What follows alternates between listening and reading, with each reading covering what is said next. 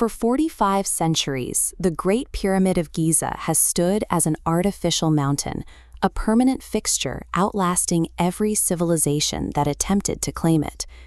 The structure contains approximately 2.3 million individual stone blocks, stacked to a height of 146 meters, with a total mass estimated at 6 million tons. Across a nearly 13-acre base, the foundation is level to within 2.1 centimeters, an accuracy matching modern engineering standards. In antiquity, these rough core blocks were hidden beneath polished Tura limestone. Capped with a pyramidion of gold and silver, the structure was designed to reflect sunlight so intensely it was known as the glorious light. This level of engineering across such a massive scale indicates that the interior spaces were planned with the same mathematical rigor as the exterior. Archaeological evidence from the Giza Plateau reveals a workers' village inhabited by well-paid, highly organized teams of craftsmen.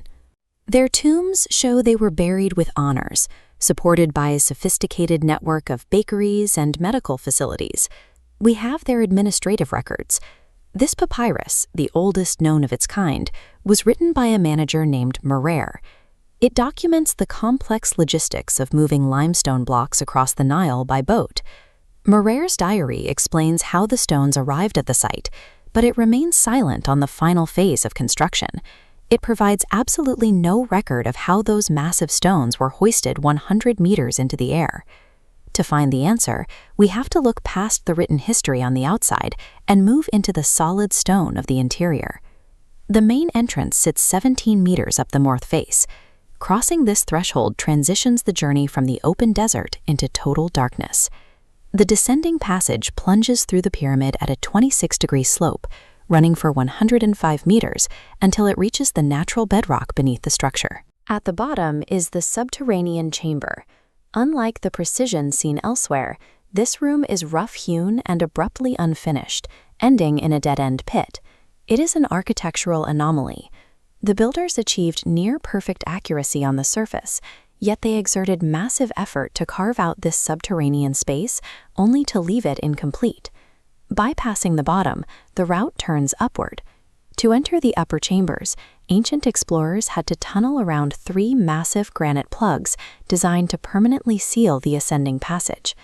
Past the blockage, the ceiling rises nearly 9 meters to reveal the Grand Gallery. This 47-meter-long vault is a masterwork of core-belt limestone, with walls that step inward as they rise. Along the side ramps are a series of evenly spaced rectangular slots cut into the stone. These features have led researchers to investigate if they once held a system of wooden beams and pulleys. The verticality and mechanical nature of these slots suggests the Grand Gallery was designed to move massive weights through the heart of the pyramid. Above the gallery, past the Queen's Chamber and its sealed shafts, lies the King's Chamber, a room constructed entirely from precision-cut red Aswan granite. At the western end of the room sits a lidless sarcophagus, carved from a single block of red granite. This box is wider than the entrance to the chamber. It had to be placed here during construction, meaning the entire pyramid was effectively built around this single object. But there is no evidence of a burial. When the chamber was first entered, there was no mummy, no funerary goods, and no inscriptions dedicated to Khufu. This raises the central question: why build the most complex structure in human history around a stone box that was ultimately left empty? Where human access ends, researchers have used custom-built robots to explore the 20-centimeter shafts that branch off from the Queen's Chamber. In 1993, a robot crawled 65 meters up the southern shaft until it was blocked by a deliberately placed stone barrier.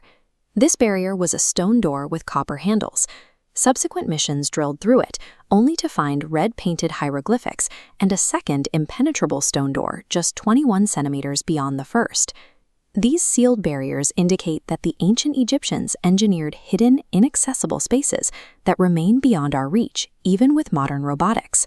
Scan pyramids used muon radiography, subatomic particles from cosmic rays, to effectively X-ray the structure, detecting differences in density. This identified a massive, previously unknown chamber directly above the Grand Gallery. Known as the Big Void, it's at least 30 meters long. Near the base, thermal cameras have identified a separate anomaly, a cluster of stones that consistently radiate more heat than the blocks surrounding them.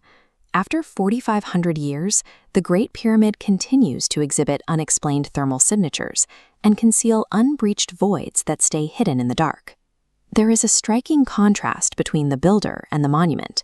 This ivory figurine is the only confirmed image we have of Pharaoh Khufu. The architect of a 6 million ton mountain is represented by a carving just 7.5 centimeters tall. His physical remains have never been found. We have mapped the stone with lasers and scanned the core with cosmic rays, yet the second door in the shaft remains closed, and the Big Void remains unentered. The Great Pyramid has outlasted every civilization that tried to decode it, preserving its secrets as it has for 45 centuries.